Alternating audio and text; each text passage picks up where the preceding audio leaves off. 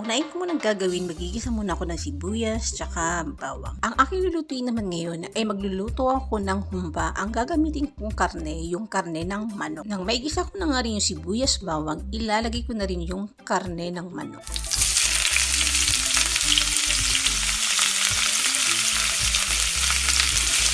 Pinakaunang pampalas na ilalagay, maglalagay ako ng toyo. Sunod ko na rin ilalagay yung paminta. Maglalagay din ako ng suka.